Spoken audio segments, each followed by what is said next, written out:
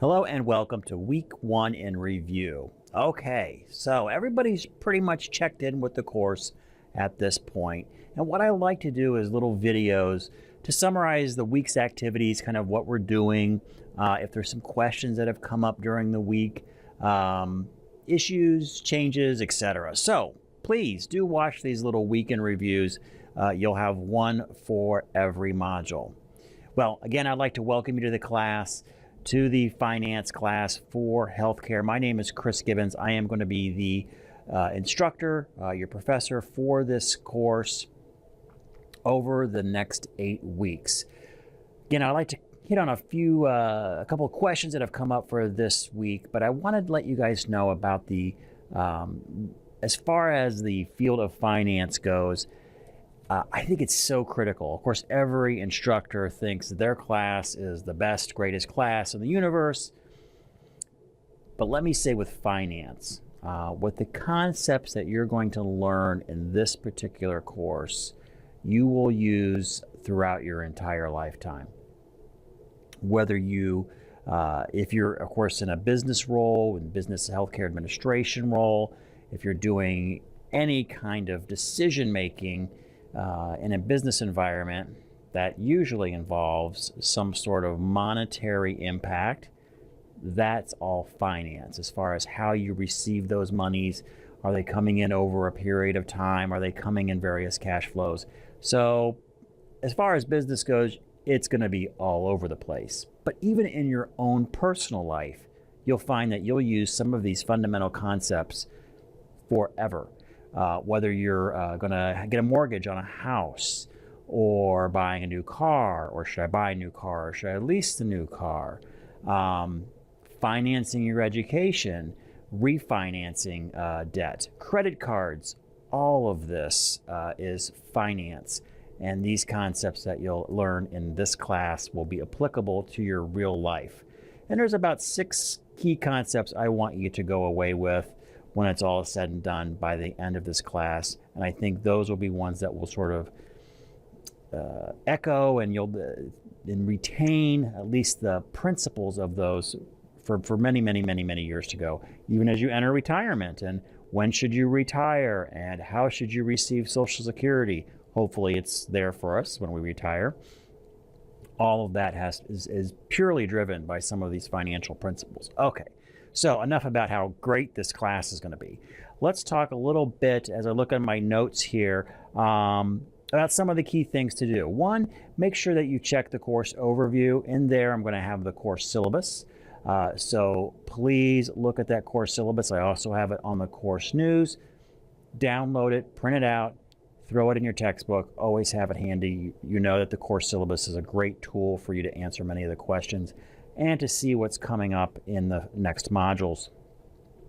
For those of you that like to work ahead, and answers the questions about assignments that you have, often that you'll have for the modules that you're doing. So get the syllabus. Another important thing is to check the course news often. I'm a big fan of using this course news. So I may post anywhere from 1, 2, or 3, I try not to do more than 3, times a week in the course news. So please check the course news often. Now, one of the things unique to D2L is that it holds about 5 news items on the front page of your course. After that, those news items fall off and are archived off. All you need to do, if you want to revisit an old news item, something I said, and you're like, what did Chris say about such and such? You can always go to the very bottom, click all news items, and you'll see every news item that's posted for the course. So if it disappears, know that you can get it back. Just scroll all the way down, but please review all your news items. The other thing to do frequently is check your college email. Important information about the course I could send you through email, and especially important information about the college is sent through your college email, such as when it's time to register for your next classes, things of that nature. One of the issues or questions that's come up is weather, snow days, inclement weather, as we like to call it. Now, we have students from all over the country, and some of you this doesn't impact, but For those of you living in the Midwest, of course, we're having another deep freeze going on here. But since we're online, the beauty of the digital environment is that we do not close. We keep going. So if for any reason you see that the Mercy College is closed, that doesn't mean the course is closed. You can still get into D2L.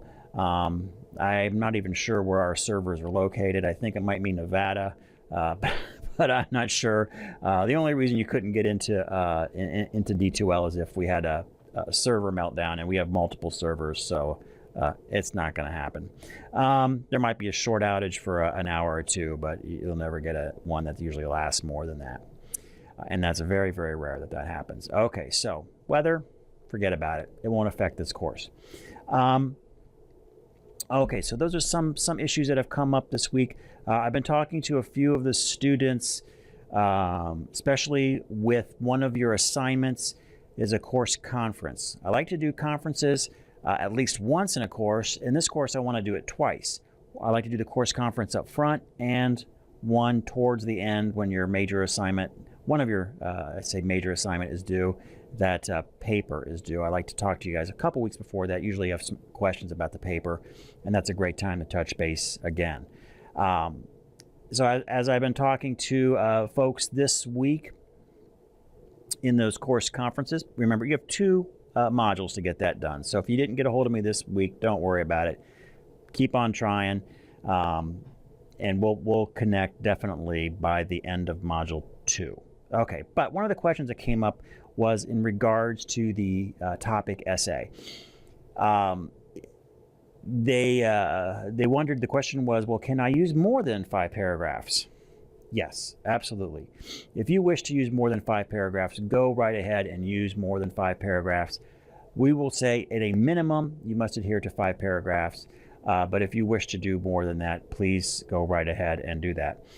Make sure, of course, you have your 2 references on a separate reference page, and that you are using in-text citations for anything that you're referencing that's not common knowledge that you had to actually look up. And of course, you can use your textbook as reference. So you got one, go find another. Again, that's the minimum. You can always go more than that. Okay, the other thing that I'm looking at with my notes, last item here, is there's a few of you who have not yet received the textbook. It might be for various reasons. Maybe the shipper that you're ordering it from, the bookstore that you're ordering it from. Many of you do not order from our bookstore, which I understand. Amazon and other places can be cheaper. Have not received the book yet. My guess is it's due to some of the weather issues being encountered. So you will find in the news posting below this one, you will find a PDF for this week's reading. If you are still having difficulties with getting your textbook by Module 2, please let me know, and I will create another PDF for next week.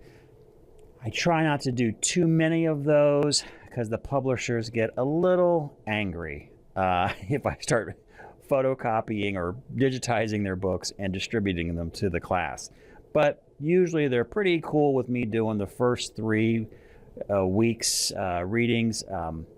You know, as long as I'm not exceeding 50% of the content, they seem to be, they don't harass me. So, but 2, please let me know if you haven't received the book by the beginning of Module 2, and I'll be happy to get another reading out for those of you that need that.